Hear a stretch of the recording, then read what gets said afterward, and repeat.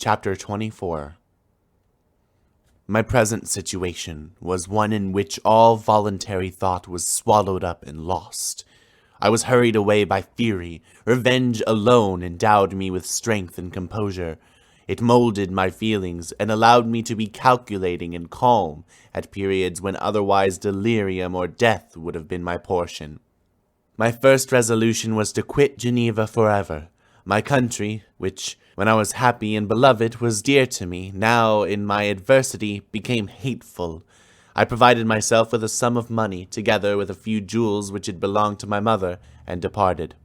And now my wanderings began, which are to cease but with life. I have traversed a vast portion of the earth, and have endured all the hardships which travelers in deserts and barbarous countries are wont to meet. How I have lived, I hardly know. Many times have I stretched my failing limbs upon the sandy plain and prayed for death. But revenge kept me alive. I dared not die and leave my adversary in being. When I quitted Geneva, my first labor was to gain some clue by which I might trace the steps of my fiendish enemy. But my plan was unsettled, and I wandered many hours round the confines of the town, uncertain what path I should pursue. As night approached, I found myself at the entrance of the cemetery where William, Elizabeth, and my father reposed. I entered it and approached the tomb which marked their graves. Everything was silent except the leaves of the trees, which were gently agitated by the wind. The night was nearly dark, and the scene would have been solemn and affecting even to an uninterested observer. The spirits of the departed seemed to flit around and to cast a shadow, which was felt but not seen, around the head of the mourner. The deep grief which this scene had at first excited quickly gave way to rage and despair. They were dead, and I lived. Their murderer also lived, and to destroy him I must drag out my weary existence.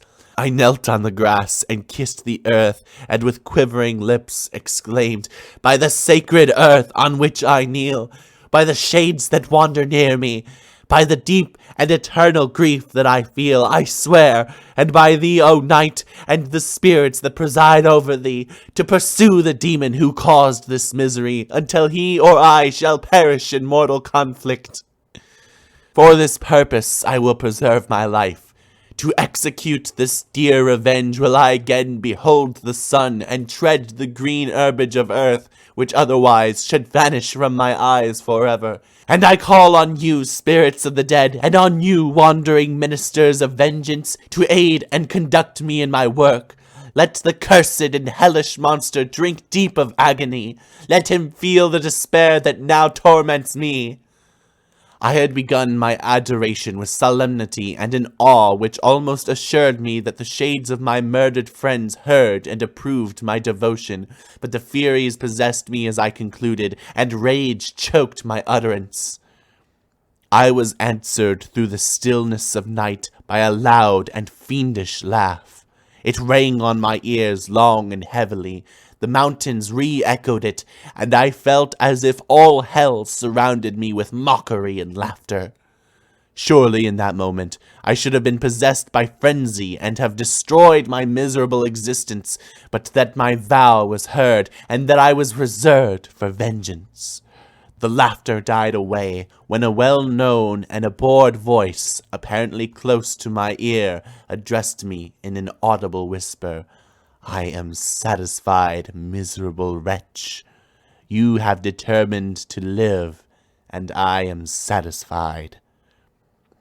I darted towards the spot from which the sound proceeded, but the devil eluded my grasp. Suddenly the broad disk of the moon arose and shone full upon his ghastly and distorted shape as he fled with more than mortal speed. I pursued him, and for many months this has been my task. Guided by a slight clue, I followed the windings of the Rhone, but vainly.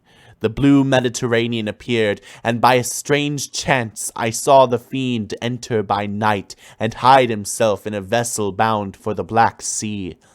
I took my passage in the same ship, but he escaped I know not how. Amidst the wilds of Tartary and Russia, although he still evaded me, I have ever followed in his track. Sometimes the peasants, scared by this horrid apparition, informed me of his path. Sometimes he himself, who feared that if I lost all trace of him I should despair and die, left some mark to guide me. The snows descended on my head, and I saw the print of his huge step on the white plain. To you first entering on life, to whom care is new and agony unknown, how can you understand what I have felt and still feel? Cold, want, and fatigue were the least pains I was destined to endure. I was cursed by some devil, and carried about with me my eternal hell. Yet still a spirit of good followed and directed my steps, and when I most murmured would suddenly extricate me from seemingly insurmountable difficulties. Sometimes, when nature, overcome by hunger, sank under the exhaustion, a repast was prepared for me in the desert that restored and inspirited me. The fare was, indeed, coarse, such as the peasants of the country ate, but I will not doubt that it was set there by the spirits that I had invoked to aid me. Often, when all was dry, the heavens cloudless, and I was parched by thirst, a slight cloud would bedim the sky, shed a few drops that revived me, and vanish. I followed, when I could, the courses of the rivers, but the demon generally avoided these, as it was here that the population of the country chiefly collected. In other places human beings were seldom seen, and I generally subsisted on the wild animals that crossed my path. I had money with me, and gained the friendship of the villagers by distributing it. Or I brought with me some food that I had killed, which, after taking a small part, I always presented to those who had provided me with fire and utensils for cooking. My life, as it passed thus, was indeed hateful to me, and it was during sleep alone that I could taste joy. O blessed sleep! Often, when most miserable, I sank to repose, and my dreams lulled me even to rapture. The spirits that guarded me had provided these moments, or rather hours, of happiness, that I might retain strength to fulfill my pilgrimage.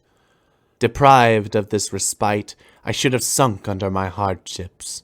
During the day I was sustained and inspirited by the hope of night, for in sleep I saw my friends, my wife, and my beloved country.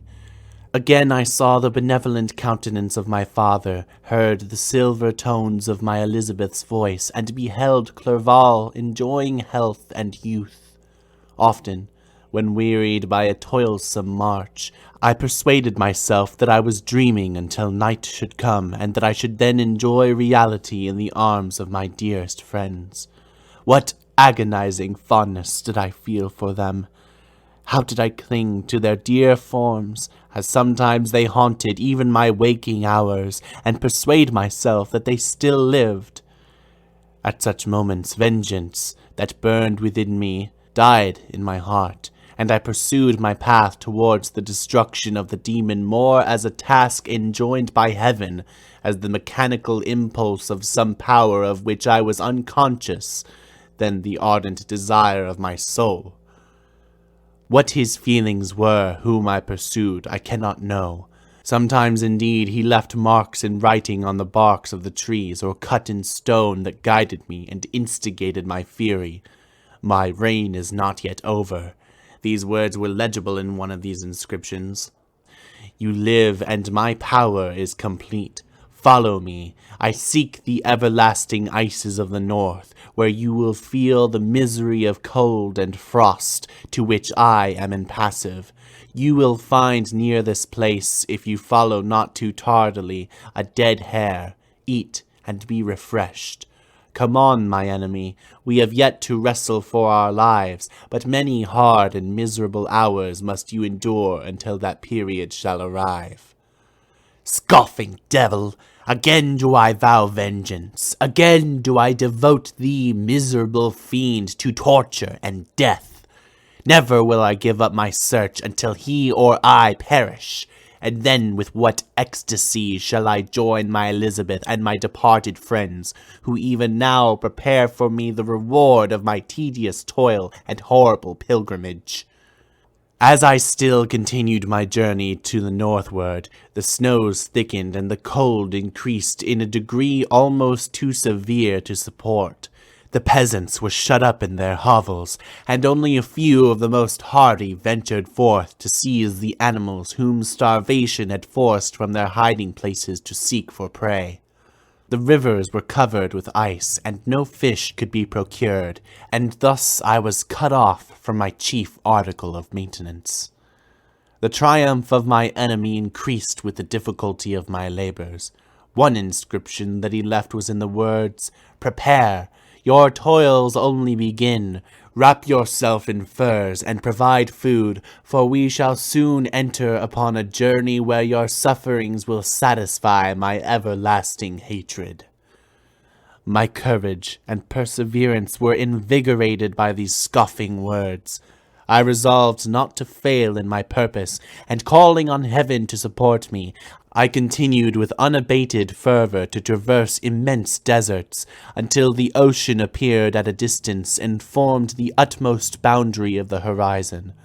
Oh, how unlike it was to the blue seasons of the south! Covered with ice, it was only to be distinguished from land by its superior wildness and ruggedness. The Greeks wept for joy when they beheld the Mediterranean from the hills of Asia, and hailed with rapture the boundary of their toils.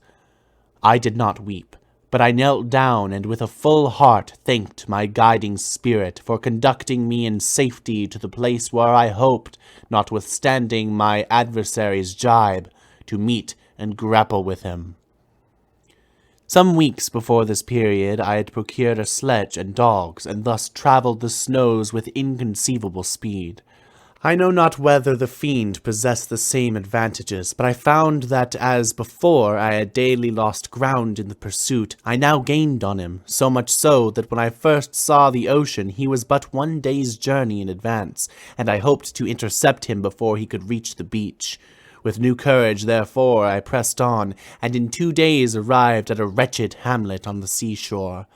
I inquired of the inhabitants concerning the fiend, and gained accurate information. A gigantic monster, they said, had arrived the night before, armed with a gun and many pistols, putting to flight the inhabitants of a solitary cottage through fear of his terrific appearance. He had carried off their store of winter food, and placing it in a sledge, to draw which he had seized on a numerous drove of trained dogs, he had harnessed them, and the same night, to the joy of the horror-struck villagers, had pursued his journey across the sea in a direction that led to no land, and they conjectured that he must speedily be destroyed by the breaking of the ice or frozen by the eternal frosts. On hearing this information, I suffered a temporary access of despair.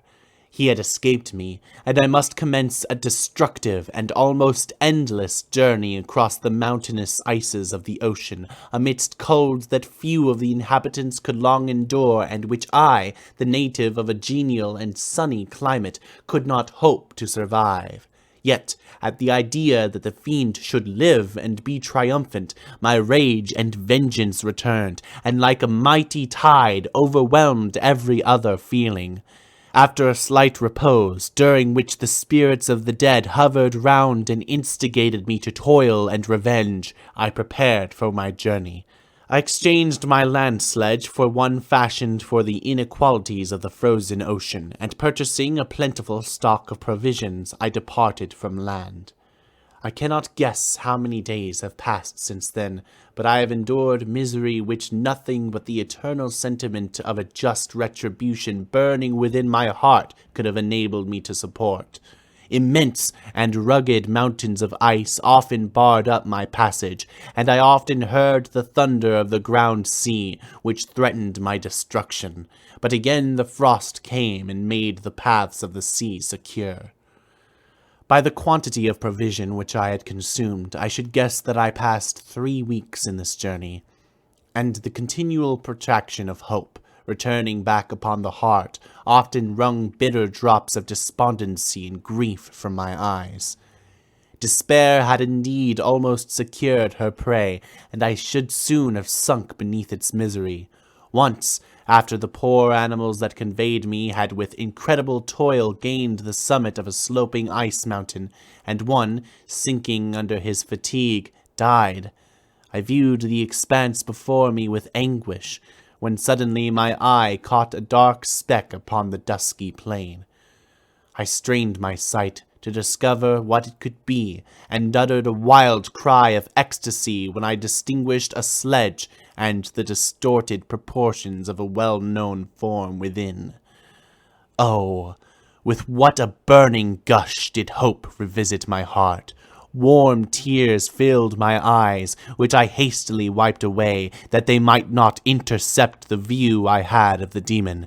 But still my sight was dimmed by the burning drops, until, giving way to the emotions that oppressed me, I wept aloud.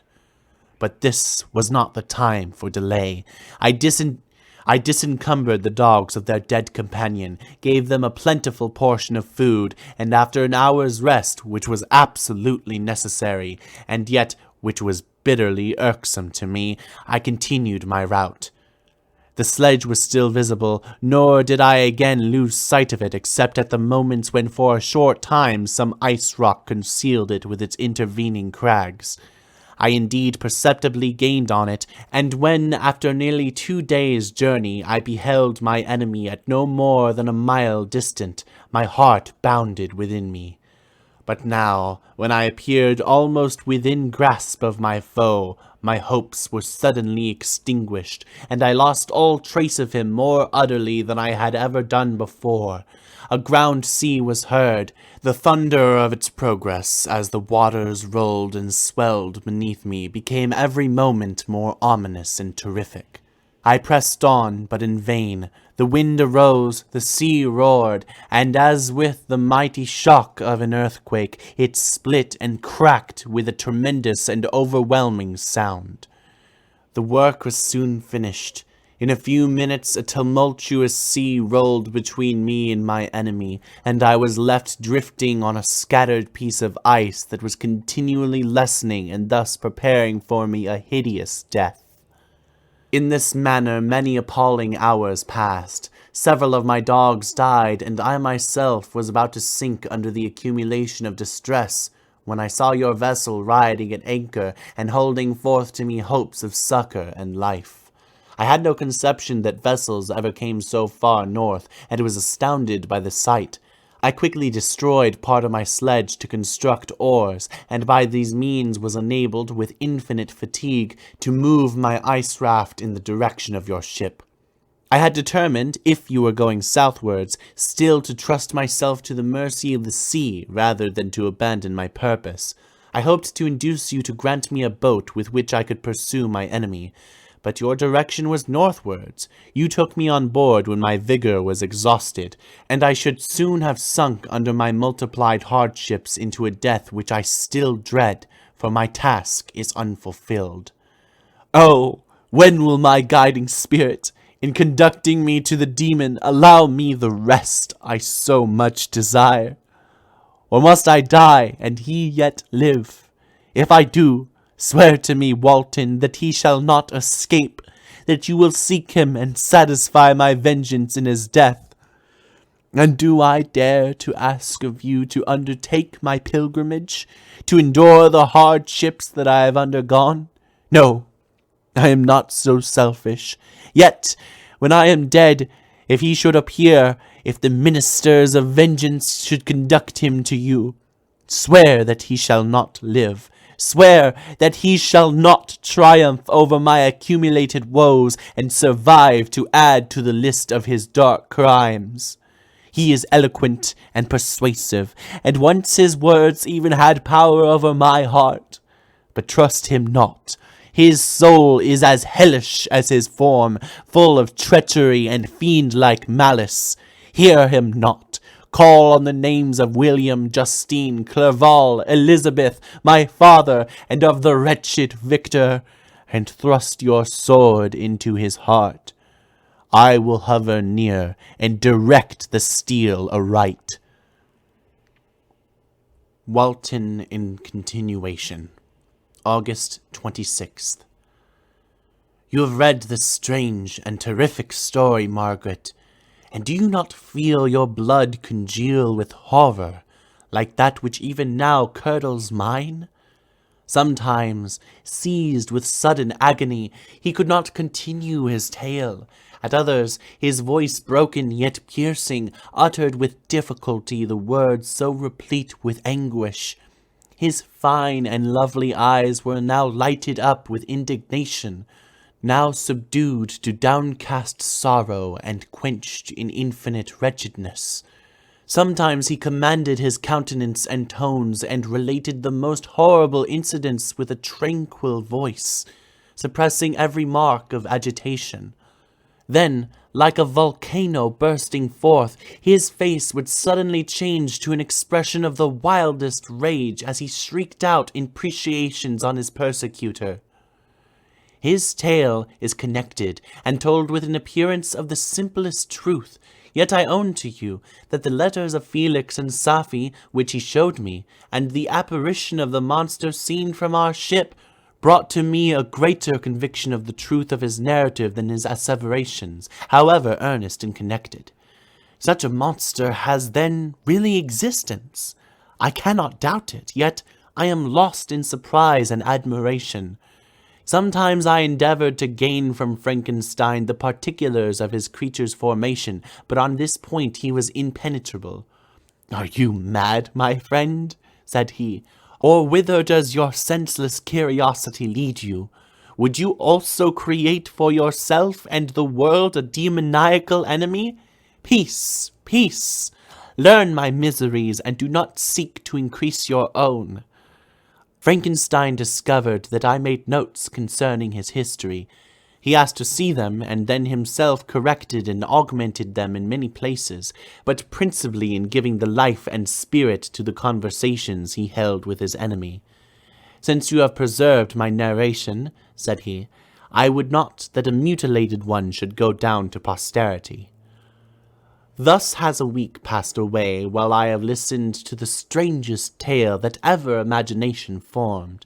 My thoughts and every feeling of my soul have been drunk up by the interest for my guest which this tale and his own elevated and gentle manners have created. I wish to soothe him, yet can I counsel one so infinitely miserable, so destitute of every hope of consolation, to live? Oh, no. The only joy that he can now know will be when he composes his shattered spirit to peace and death. Yet he enjoys one comfort, the offspring of solitude and delirium. He believes that when in dreams he holds converse with his friends, and derives from that communion consolation for his miseries or excitements to his vengeance, that they are not the creations of his fancy, but the beings themselves who visit him from the regions of a remote world.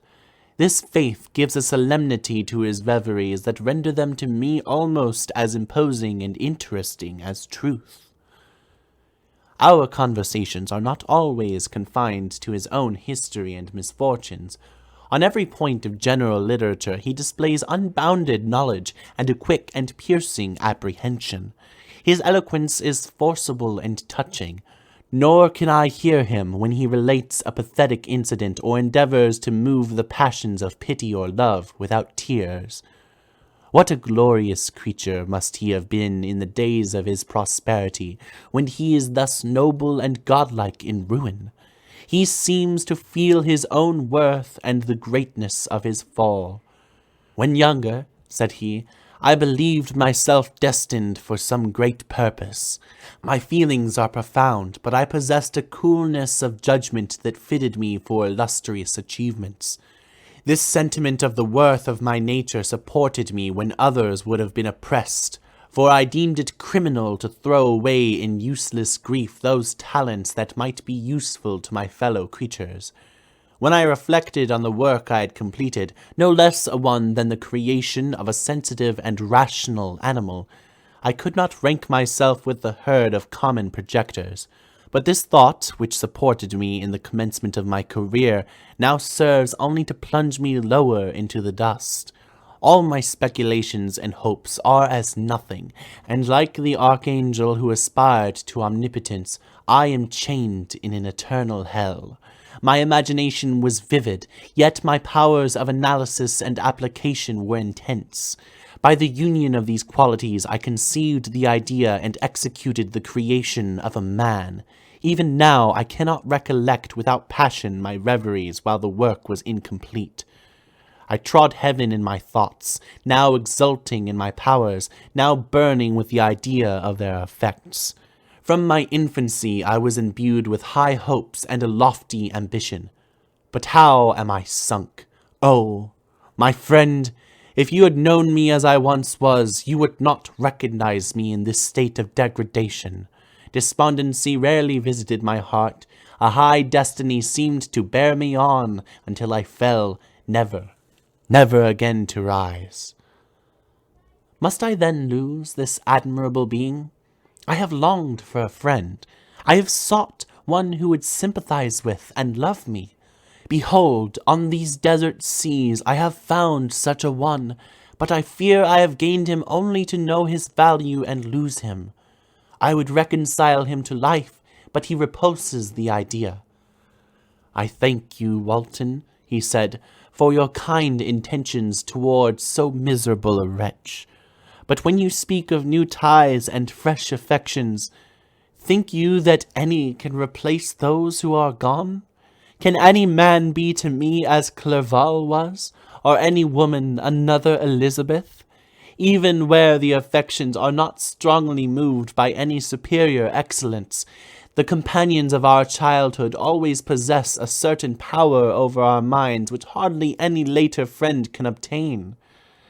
They know our infantine dispositions, which, however they may be afterwards modified, are never eradicated, and they can judge of our actions with more certain conclusions as to the integrity of our motives. A sister or a brother can never, unless indeed such symptoms have been shown early, suspect the other of fraud or false dealing, when another friend, however strongly he may be attached, may, in spite of himself, be contemplated with suspicion. But I enjoyed friends, dear not only through habit and association, but from their own merits. And wherever I am, the soothing voice of my Elizabeth and the conversation of Clerval will be ever whispered in my ear. They are dead, but one feeling in such a solitude can persuade me to preserve my life. If I were engaged in any high undertaking or design, fraught with extensive utility to my fellow creatures, then I could live to fulfill it. But such is not my destiny. I must pursue and destroy the being to whom I gave existence. Then my lot on earth will be fulfilled, and I may die. September 2nd. My beloved sister, I write to you, encompassed by peril, and ignorant whether I am ever doomed to see again dear England and the dearer friends that inhabit it. I am surrounded by mountains of ice which admit of no escape and threaten every moment to crush my vessel. The brave fellows whom I have persuaded to be my companions look towards me for aid, but I have none to bestow. There is something terribly appalling in our situation, yet my courage and hopes do not desert me. Yet it is terrible to reflect that the lives of all these men are endangered through me. If we are lost, my mad schemes are the cause. And what, Margaret, will be the state of your mind? You will not hear of my destruction, and you will anxiously await my return. Years will pass, and you will have visitings of despair, and yet be tortured by hope. Oh, my beloved sister, the sickening failing of your heartfelt expectations is, in prospect, more terrible to me than my own death. But you have a husband and lovely children. You may be happy. Heaven bless you and make you so. My unfortunate guest regards me with the tenderest compassion. He endeavors to fill me with hope, and talks as if life were a possession which he valued. He reminds me how often the same accidents have happened to other navigators who have attempted this sea, and in spite of myself, he fills me with cheerful auguries. Even the sailors feel the power of his eloquence. When he speaks, they no longer despair. He rouses their energies, and while they hear his voice, they believe these vast mountains of ice are molehills which will vanish before the resolutions of man. These feelings are transitory. Each day of expectation delayed fills them with fear, and I almost dread a mutiny caused by this despair. September 5th. A scene has just passed of such uncommon interest that, although it is highly probable that these papers may never reach you, yet I cannot forbear recording it. We are still surrounded in mountains of ice, still in imminent danger of being crushed in their conflict. The cold is excessive, and many of my unfortunate comrades have already found a grave amidst the scene of desolation. Frankenstein has daily declined in health. A feverish fire still glimmers in his eyes, but he is exhausted, and when suddenly roused to any exertion, he speedily sinks again into apparent lifelessness. I mentioned in my last letter the fears I entertained of a mutiny. This morning, as I sat watching the wan countenance of my friend, his eyes half closed and his limbs hanging listlessly, I was roused by half a dozen of the sailors who demanded admission into the cabin. They entered, and their leader addressed me. He told me that he and his companions had been chosen by the other sailors to come in deputation to me to make a requisition which, in justice, I could not refuse. We were immured in ice, and should probably never escape, but they feared that if, as was possible, the ice should dissipate and a free passage be opened, I should be rash enough to continue my voyage and lead them into fresh dangers after they might happily have surmounted this. They insisted, therefore, that I should engage with a solemn promise that if the vessel should be freed, I would instantly direct my course southwards. This speech troubled me. I had not despaired, nor had I conceived the idea of returning if set free. Yet could I in justice, or even in possibility, refuse this demand? I hesitated before I answered, when Frankenstein, who had at first been silent, and indeed appeared hardly to have force enough to attend, now roused himself. His eyes sparkled, and his cheeks flushed with momentary vigor. Turning towards the men, he said, "What do you mean? What do you demand of your captain? Are you then so easily turned from your design? Did you not call this a glorious expedition?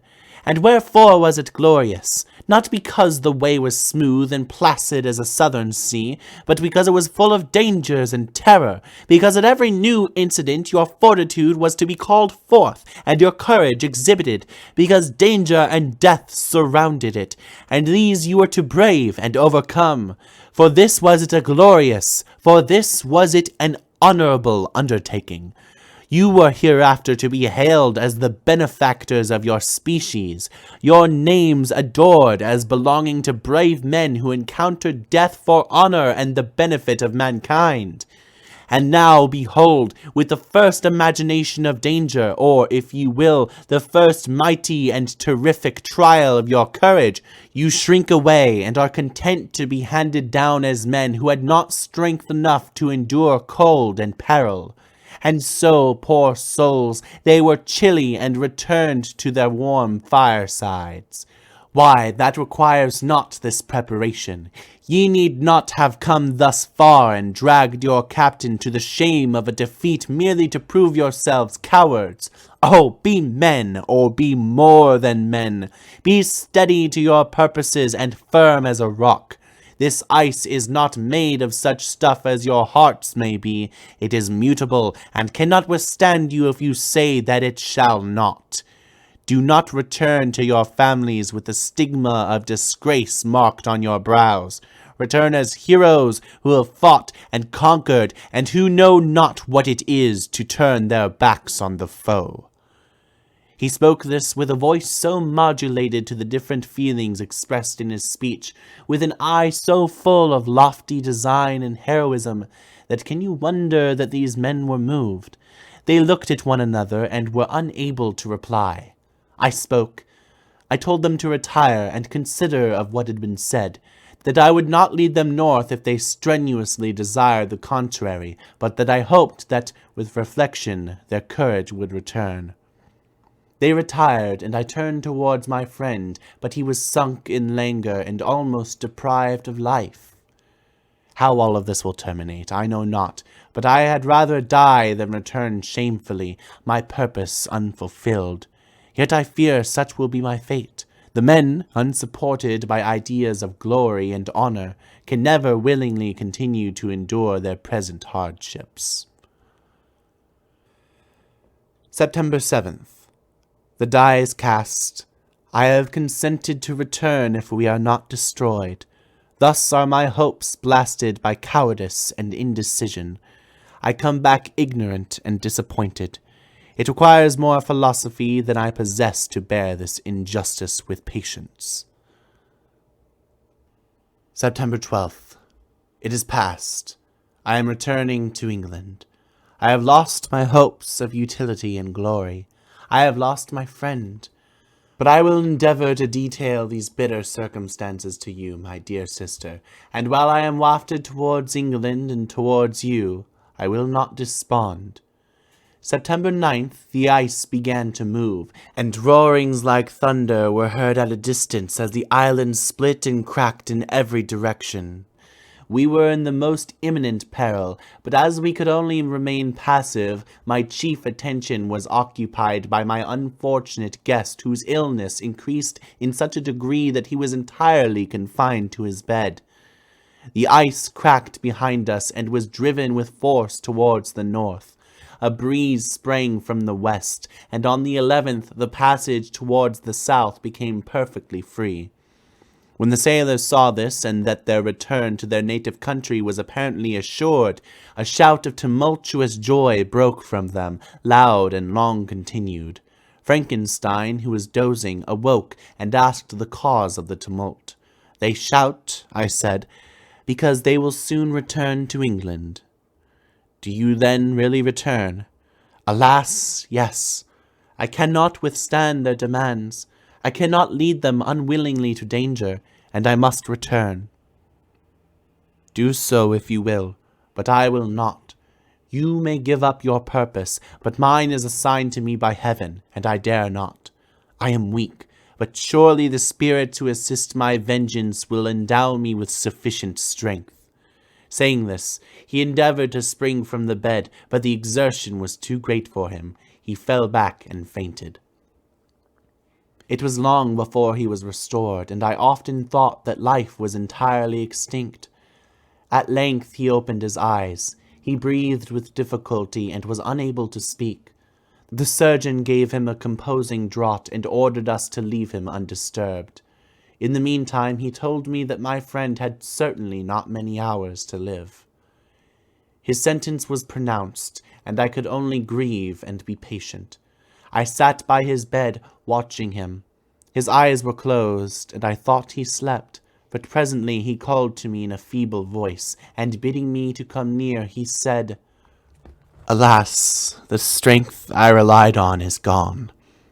I feel that I shall soon die, and he, my enemy and persecutor, may still be in being. Think not, Walton, that in the last moments of my existence I feel that burning hatred and ardent desire of revenge I once expressed. But I feel myself justified in desiring the death of my adversary. During these last days I have been occupied in examining my past conduct. Nor do I find it blamable. In a fit of enthusiastic madness, I created a rational creature, and was bound towards him to assure, as far as was in my power, his happiness and well-being. This was my duty, but there was another still paramount to that. My duties towards the beings of my own species had greater claims to my attention, because they included a greater proportion of happiness or misery. Urged by this view, I refused, and I did right in refusing, to create a companion for the first creature. He showed unparalleled malignity and selfishness in evil. He destroyed my friends. He devoted to destruction beings who possessed exquisite sensations, happiness, and wisdom. Nor do I know where this thirst for vengeance may end. Miserable himself that he may render no other wretched, he ought to die. The task of his destruction was mine, but I have failed. When actuated by selfish and vicious motives, I asked you to undertake my unfinished work, and I renew this request now, when I am only induced by reason and virtue. Yet I cannot ask you to renounce your country and friends to fulfill this task. And now that you are returning to England, you will have little chance of meeting with him, but the consideration of these points, and the well-balancing of what you may esteem your duties, I leave to you. My judgment and ideas are already disturbed by the near approach of death. I dare not ask you to do what I think is right, for I may still be misled by passion. That he should live to be an instrument of mischief disturbs me. In other respects, this hour, when I momentarily expect my release, is the only happy one which I have enjoyed for several years.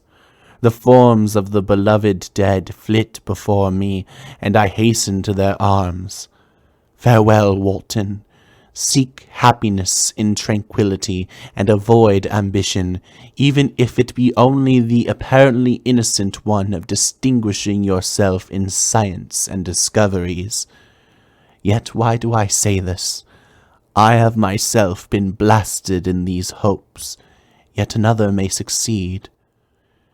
His voice became fainter as he spoke, and at length, exhausted by his effort, he sank into silence. About half an hour afterwards he attempted again to speak, but was unable. He pressed my hand feebly, and his eyes closed forever, while the irradiation of a gentle smile passed away from his lips. Margaret, what comment can I make on the untimely extinction of this glorious spirit? What can I say that will enable you to understand the depth of my sorrow? All that I should express would be inadequate and feeble. My tears flow. My mind is overshadowed by a cloud of disappointment. But I journey towards England, and I may there find consolation. I am interrupted. What do these sounds portend? It is midnight. The breeze blows fairly, and the watch on deck scarcely stir. Again there is a sound, as of a human voice, but hoarser. It comes from the cabin where the remains of Frankenstein still lie. I must arise and examine. Good night, my sister. Great God! What a scene has just taken place! I am yet dizzy with the remembrance of it. I hardly know whether I shall have the power to detail it, yet the tale which I have recorded would be incomplete without this final and wonderful catastrophe. I entered the cabin where lay the remains of my ill-fated and admirable friend. Over him hung a form which I cannot find the words to describe, gigantic in stature, yet uncouth and distorted in its proportions. As he hung over the coffin, his face was concealed by long locks of ragged hair, but one vast hand was extended, in color and apparent texture like that of a mummy. When he heard the sound of my approach, he ceased to utter exclamations of grief and horror, and sprung towards the window. Never did I behold a vision so horrible as his face, of such loathsome yet appalling hideousness. I shut my eyes involuntarily, and endeavored to recollect what were my duties with regard to this destroyer. I called on him to stay. He paused, looking on me with wonder, and again turning towards the lifeless form of his creator, he seemed to forget my presence, and every feature and gesture seemed instigated by the wildest rage of some uncontrollable passion. "That is also my victim," he exclaimed. "In his murder, my crimes are consummated. The miserable series of my being is wound to its clothes. Oh, Frankenstein, generous and self-devoted being, what does it avail that I now ask thee to pardon me? I, who irretrievably destroyed thee by destroying all thou lovest. Alas, he is cold and cannot answer me." His voice seemed suffocated, and my first impulses, which had suggested to me the duty of obeying the dying request of my friend in destroying his enemy, were now suspended by a mixture of curiosity and compassion. I approached this tremendous being. I dared not again raise my eyes to his face. There was something so scarring and unearthly in his ugliness. I attempted to speak, but the words died away on my lips. The monster continued to utter wild and incoherent self-reproaches. At length I gathered resolution to address him in a pause of the tempest of his passion. "Your repentance," I said, "is now superfluous. If you had listened to the voice of conscience and heeded the stings of remorse before you had urged your diabolical vengeance to this extremity, Frankenstein would yet have lived." "And do you dream," said the demon, "do you think that I was then dead to agony and remorse? He continued, pointing to the corpse, "he suffered not in the consummation of the deed. Oh, not the 10,000th portion of the anguish that was mine during the lingering detail of its execution. A frightful selfishness hurried me on, while my heart was poisoned with remorse. Think you that the groans of Clerval were music to my ears? My heart was fashioned to be susceptible of love and sympathy, and when wrenched by misery to vice and hatred, it did not endure the violence of the change without torture such as you cannot even imagine. After the murder of Clerval, I returned to Switzerland, heartbroken and overcome. I pitied Frankenstein. My pity amounted to horror. I abhorred myself. But when I discovered that he, the author at once of my existence and of its unspeakable torments, dared to hope for happiness, that while he accumulated wretchedness and despair upon me, he sought his own enjoyment in feelings and passions from the indulgence of which I was forever barred, then impotent envy and bitter indignation filled me with an insatiable thirst for vengeance. I recollected my threat and resolved that it should be accomplished. I knew that I was preparing for myself a deadly torture, but I was the slave, not the master, of an impulse which I detested, yet could not disobey. Yet when she died, nay, then I was not miserable. I had cast off all feeling, subdued all anguish to riot in the excess of my despair.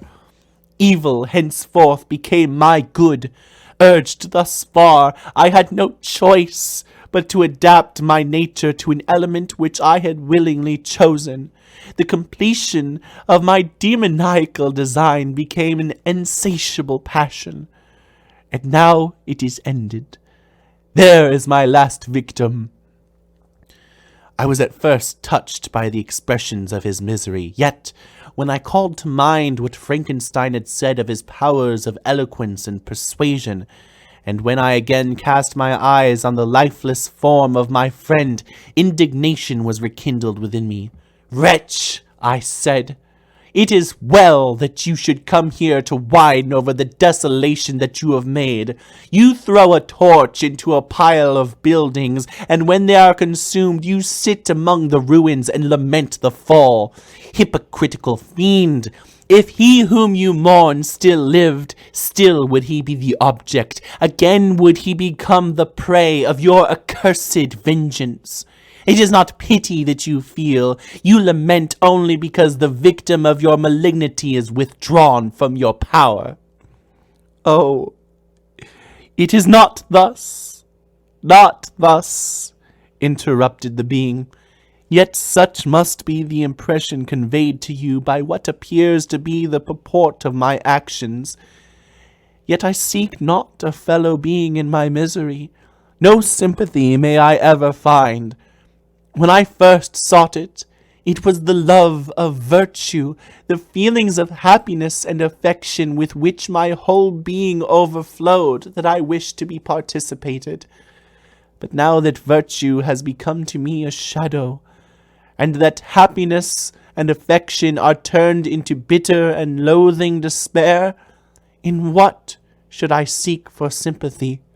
I am content to suffer alone, while my sufferings shall endure.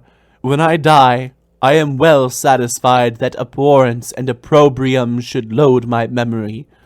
Once my fancy was soothed with dreams of virtue, of fame, and of enjoyment. Once I falsely hoped to meet with beings who, pardoning my outward form, would love me for the excellent qualities which I was capable of unfolding. I was nourished with high thoughts of honor and devotion. But now crime has degraded me beneath the meanest animal.